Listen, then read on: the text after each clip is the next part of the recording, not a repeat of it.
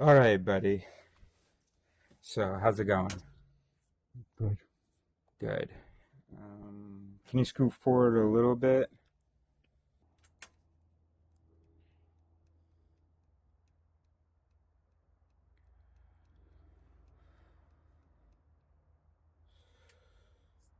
Okay. Today, I want to talk about one of the processes or the mechanisms that make it the most difficult for us to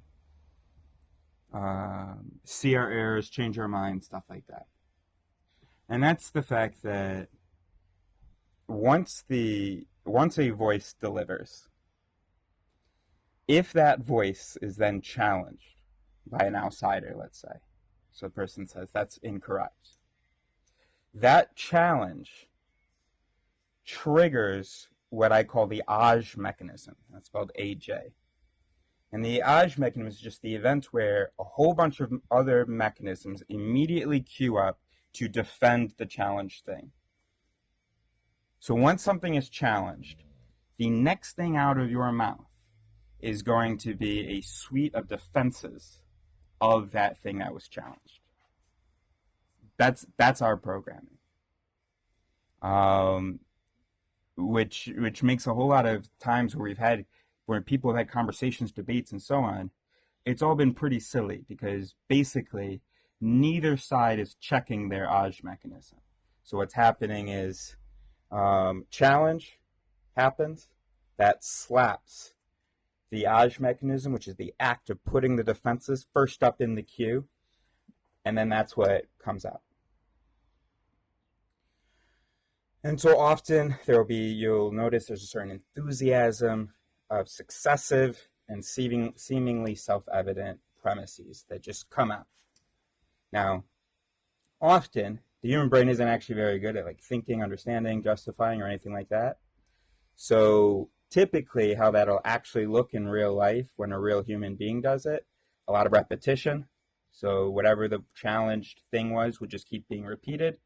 And then maybe a scattering of other incoherent sort of, but lightly associated with the topic, quote unquote, justifications. Now the problem is, of course, when the Aj mechanism runs, the whole point of the Aj mechanism is to justify. So it doesn't bring along with it a self-checking mechanism. Hey, by the way, I'm about to justify everything that was just challenged. Let me know if I mess up. That doesn't happen, right? And so we become particularly blind in that moment. So in cognitive psychology, we call the event where when you try to change someone's mind, it often, they dig their heels in more. It's called the backfire effect.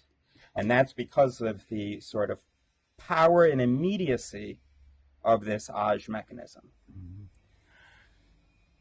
Most Ajing, because humans aren't intelligent or reasonable or anything like that, most Ajing is Majing.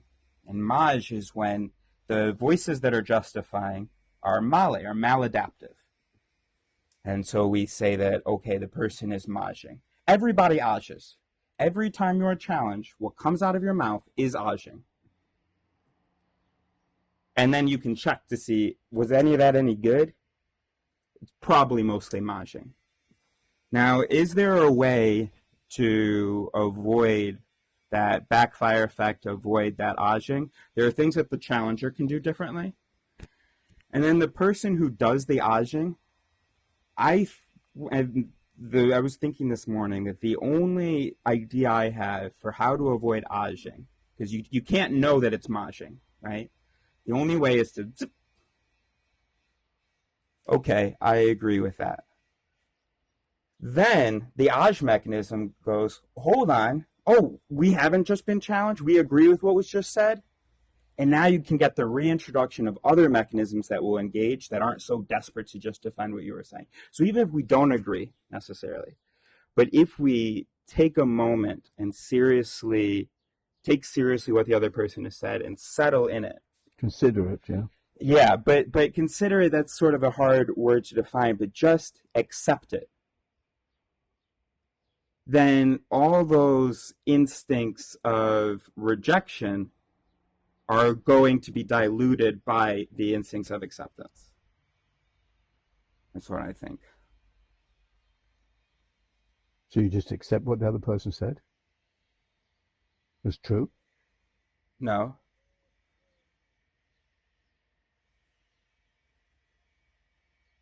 So I was thinking we could give an example. Okay. So, because often what happens when we age is that sometimes the aging mechanisms, the ones that are defending whatever the challenge voice was, they sometimes are completely incoherent within themselves and don't agree with other voices in the system. But it's a compulsive thing, right? And so they just start firing.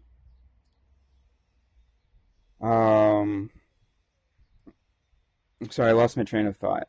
But let's give an example. Um, so here's my hypothesis. What I think is that you, for instance, want to learn French. You know some things that are important in learning French. Learning basic words, practicing those words, having those words instinctive, learning basic conjugations, practicing speaking, practicing hearing the sounds, etc. Those voices exist in your mind. There's also a concern about making mistakes. That concern about making mistakes is itself activating mechanisms like focus on studying vocabulary, focus on written practice, stuff like that.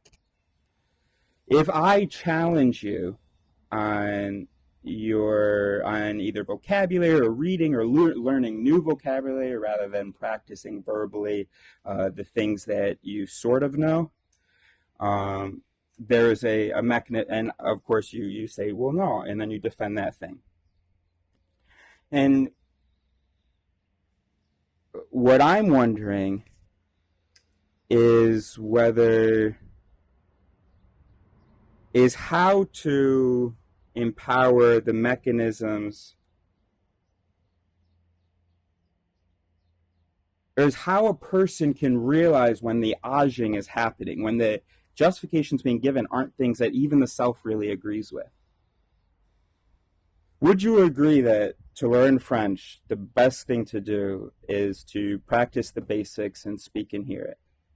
Mm-hmm. Yeah. And then when I want to practice the basics or the speaking and hearing, are there times where you think that it's better to study a written word? Yeah. Without the sort of verbal component of it? Well, yes. Yeah. Well, without the verbal component? Yeah. Well, studying the written word helps reinforce Yeah. for the verbal component. Yeah. Writing a French word reinforces that word Yeah. in the mind. So then it would, yeah. Yeah. Yeah. So then it would be good to know how to say and to practice using verbally how do you spell that so that you can write it down and reinforce the verbal exchange. Yeah. Awesome. Okay, good. Well, then, no example here, buddy. All right.